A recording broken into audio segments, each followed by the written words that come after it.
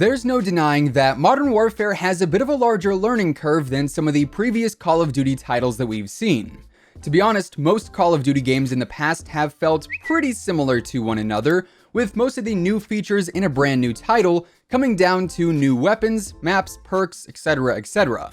MW truly feels like a different game though, and because of that you might find yourself struggling in areas where you previously didn't, whether that's your overall KD, your ability to earn streaks, or whatever else. So today we're going to try and improve your gameplay all around, as we break down 11 major tips and tricks that should help you get a bit better at the game. Before we jump into that though, if you are new here and you want to stay up to date with the latest Call of Duty news and intel, feel free to subscribe with your notifications turned on, that way you'll always know when I post a new video. And of course, if you enjoy this one, let me know by dropping a like rating on it, as it would be much appreciated. And now let's get into a handful of tips to help you improve here in Modern Warfare. So, first and foremost, to start us off for today, let's talk about recoil control, since some weapons in this game can be pretty tough to use in certain engagements or at certain ranges. Now, if you didn't know, just like back in Black Ops 4, the weapons in this game have predictive recoil, meaning when you hold down the trigger, the recoil pattern for each weapon individually is going to be, for the most part, the same. For instance, on the Kilo, when you hold down the trigger, the recoil is going to bring you up and to the left ever so slightly. So knowing that when using the Kilo, you can simply prepare for that by holding down and slightly to the right on your thumbstick. But just simply knowing the recoil patterns is not the only thing that you can do to combat any given weapon's recoil. There's also a handful of attachments that specifically focus on recoil control, including things like the compensator in the muzzle category, the various foregrips in the underbarrel category, and the rubberized grip tape in the rear grip category. So using those will also help tone down a weapon's recoil too. However, there is still one more thing you can do to ultimately minimize your recoil, and that is crouching. You can prone too, but that's a bit of an extra step and isn't as compatible as crouching is in most engagements. Anyways, I basically stumbled across this when going for my crouching camo challenges, and upon forcing myself to crouch when targeting an enemy, I found myself being far more accurate due to the slightly better recoil control and general accuracy you have when doing so. Now, when you compare standing versus crouching recoil side by side, it honestly doesn't look all that different in terms of the standard recoil pattern, but to me it seems like the bullet spread is actually a bit tighter when you are crouching. Maybe that's just a placebo, but I felt like my bullet spread was not as all over the place when crouching compared to when I was standing. Obviously, each weapon is going to have a varying amount of kick as is, so the impact that crouching will have is going to differ from weapon to weapon. But nonetheless, it is an effective strategy when you are trying to increase your accuracy, and when combined with those recoil-based attachments, you should notice some pretty significant changes. Next up, the second tip for today is going to be specifically geared towards parachuting. Now, this is not a feature that's available on every map or in every mode. You'll find it in Ground War most noticeably. And yes, it's 2019, and I'm giving out parachuting tips in Call of Duty. This is, in fact, a real thing. Anyways, when jumping off of a building or exiting a helicopter, you are prompted with the ability to pull your parachute to safely get back down to ground level. And most people might think, well, if I'm gonna jump, I need to pull my parachute immediately and gently glide down to safety. But that is not always the most effective or even the safest way to get to the ground. Say you are in a helicopter on quarry off a spawn and you want to get on top of the B or C buildings in the center of the map. If you were to jump out of the helicopter and pull your parachute right away, you are going to be falling pretty slowly in the sight lines of any spawn sniper or any player approaching those middle buildings, and you can easily be taken out because of just how slow you are falling. So instead of pulling your parachute immediately, I would actually recommend you free fall for at least a few seconds before pulling your chute right before you reach where you want to land. Obviously, if you are trying to fall to an area that is not directly underneath you, you will need to pull your chute sooner to account for that travel distance. However, waiting to pull your chute until the last second is going to ultimately help you avoid getting shot out of the sky while you are defenseless. Tip number 3 is going to focus on proximity mines, as these can be a less common thing to run into than, say, claymores, but they are equally as annoying if you ask me. However, if you didn't know, you can actually avoid proximity mines by proning as they go off. Back in MW3, going prone was an effective way to avoid bouncing Bettys, and in this game the same mechanic applies, as the proximity mines bounce into the air before detonating, meaning if you get underneath the mine before it explodes, you should survive. Keyword there is should. I don't think this is a 100% effective way to combat the mines. Sometimes there will be the outlier scenario when the positioning of you or the mine might be off to the point where proning does not counter the explosion, but most of the time it should work. Moving on, tips number 4 and 5 are going to be based around camo challenges. Now, I will have a more advanced camo guide going up here in the next few days, but I think 2 camo challenges that a lot of people are struggling with right now are the shortly after reloading kills and also the hipfire kills. For reloading kills though, the most basic and effective trick I can share with you guys is utilizing the sleight of hand weapon perk.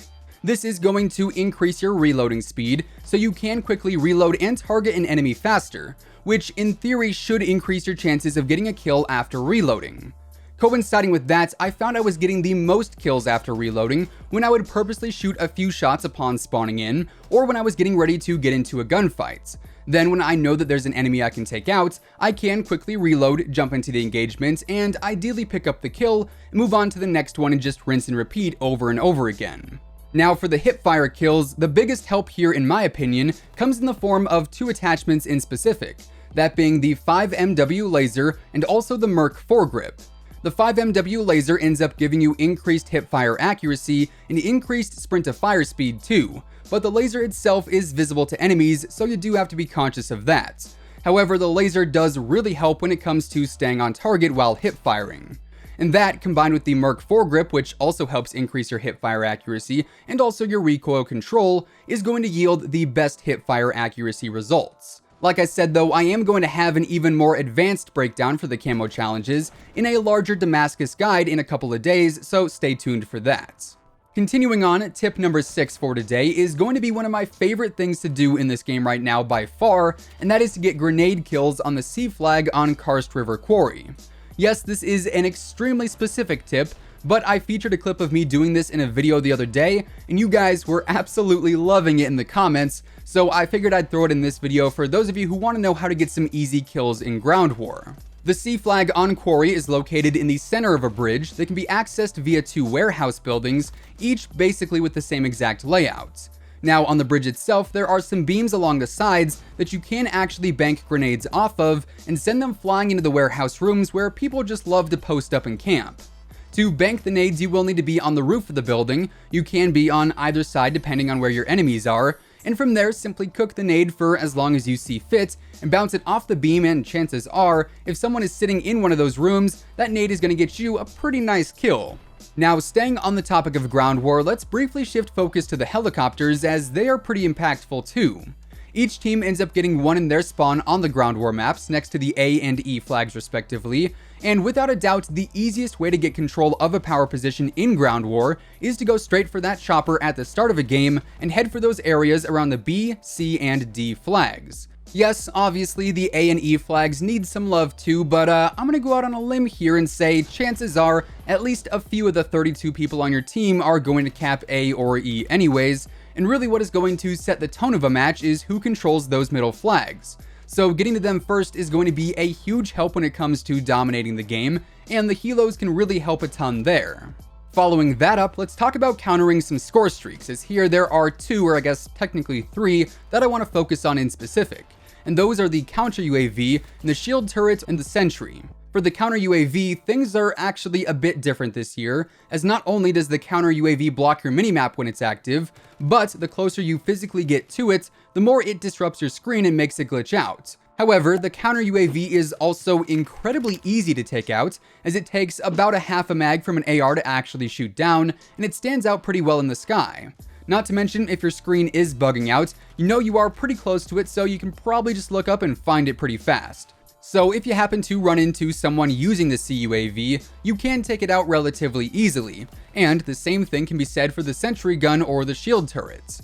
While both of these streaks can be a nuisance when facing them head on, if you are able to get behind them, you can actually melee to destroy them in just a matter of seconds. The melee speed in this game when hitting back to back to back is honestly hilariously fast, and spamming melee on a turret is going to take it out a lot faster than you might think. So don't waste your bullets, just melee instead, and it's going to be equally as effective. Tip number 10 today is going to focus on taking out tanks in a faster fashion. However, this one does come with a bit of a price tag, if you will. Basically, kill streaks are going to be your best friend when it comes to taking out tanks in any decent amount of time, as things like the cluster strike, the VTOL jet, and the chopper gunner are especially effective when aimed directly at a tank. I'd consider this one to be a necessary sacrifice, I guess, so if you just really want to get rid of that tank in any given match, it might be worth it to throw a streak down on top of it to take it out faster. Then finally, tip number 11 is going to ideally help you combat some campers. We all know this game has quite a few of them, and with that, there will be times when you have to outsmart the camper and not just simply outgun them. Chances are if you run through a doorway and get taken out by someone posted up, they are going to be watching that same doorway in your next life. Honestly, it just makes sense. If they got one kill there, why wouldn't they get 2 or 3 or 4 more? So instead of taking that same route you just took into the camper's paradise, try hitting them with a flank or coming in from above if that's an option. Basically, just don't use the same rush route back to back when trying to take someone who's in a power position out, because it is more than likely just going to lead to you getting even more frustrated at the end of the day. Now, with all of that being said, those are 11 tips and tricks to help improve your gameplay here in Modern Warfare. If you found the video helpful or if you just simply enjoyed it, let me know, drop a like rating on it as it would be much appreciated. And of course, if you are new here and you want to stay up to date with everything going on in the world of Call of Duty, including all the latest news and intel, updates and leaks, and everything else in between, feel free to subscribe with your post notifications turned on. That way you'll always know when I post a new video. As always, be sure to use code IMMORTAL on all G Fuel, Control Freak, and Respawn products. You can find all of those links listed down in the description below. And once again, thanks so much for tuning in. Until next time, take it easy, have an awesome rest of your day, and I'll catch you guys later. Peace out.